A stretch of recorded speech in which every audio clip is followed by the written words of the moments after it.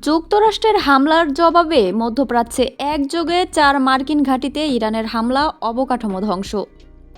মধ্যপ্রাচ্যে একযোগে Jordan, Bahrain ও কুয়েতের ৪টি মার্কিন ঘাঁটিতে হামলা চালিয়েছে ইরান। এই হামলায় মার্কিন ঘাঁটিগুলোর একাধিক অবকাঠামো ধ্বংস হয়ে গেছে। আজ সোমবার ১৩ জুলাই আল জাজিরার এক প্রতিবেদনে এই তথ্য জানানো হয়।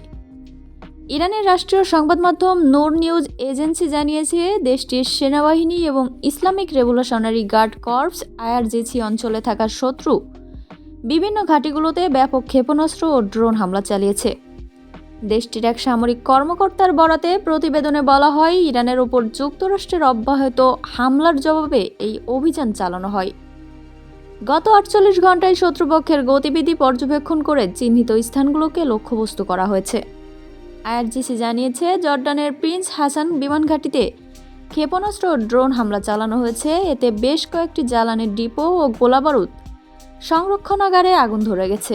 একই বিবৃতিতে আইআরজিসি বলেছে, ইরানের উপকূলীয় সামরিক ঘাঁটিতে যুক্তরাষ্ট্রের হামলার জবাবে প্রথম ধাপে এই হামলা চালানো হয়।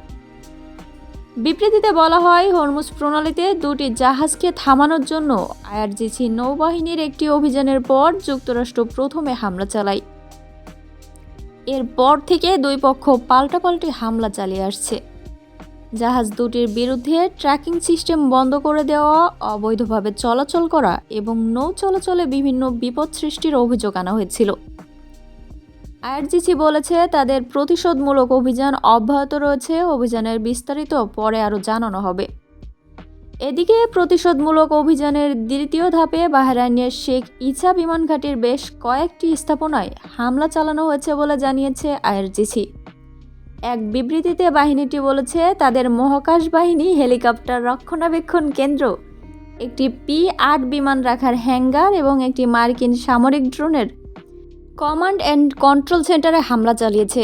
বিবৃতিতে বলা হয়েছে, ইরানের বিরুদ্ধে যুক্তরাষ্ট্রের অব্যাহত সামরিক পদক্ষেপের জবাবে এসব হামলা চালানো হয়। প্রতিশোধমূলক হামলা অব্যাহত রয়েছে। আইআরজিসি আরও জানিয়েছে, হামলায় আলী আল সালেম বিমান ঘাঁটির জ্বালানি ট্যাঙ্ক এবং প্যাট্রিয়ট আকাশ প্রতিরক্ষা ব্যবস্থা সম্পূর্ণরূপে ধ্বংস হয়ে গেছে। পাশাপাশি আহমেদ আল জাবের বিমান ঘাঁটির একটি কৌশলগত APS রাডার ব্যবস্থাও ধ্বংস করা হয়েছে। বাহরাইনের স্বরাষ্ট্র মন্ত্রণালয় জানিয়েছে, ইরানের হামলার পর আবারও সাইরেন বাজানো হয় এবং জনগণকে শান্ত থাকতে এবং নিকটতম নিরাপদ স্থানে চলে যেতে সতর্ক করা হয়। কুয়েতেও বিমান হামলার সাইরেন বেজে উঠেছে। দেশটির সেনাবাহিনীর জেনারেল স্টাফ জানিয়েছে, বিমান প্রতিরক্ষা ব্যবস্থা দেশের আকাশসীমার ভেতরে শত্রুপক্ষের ছোড়া লক্ষ্যবস্তু মোকাবেলা করছে। সংস্থাটি বলেছে, আকাশ প্রতিরক্ষা ব্যবস্থা মোতায়েনের ফলে হামলা প্রতিহত করার সময় বিস্ফোরণের শব্দ শোনা যাচ্ছে। জনসাধারণকে নিরাপত্তা ও সুরক্ষা বিষয়ক নির্দেশনা মেনে চলার আহ্বান জানানো হয়।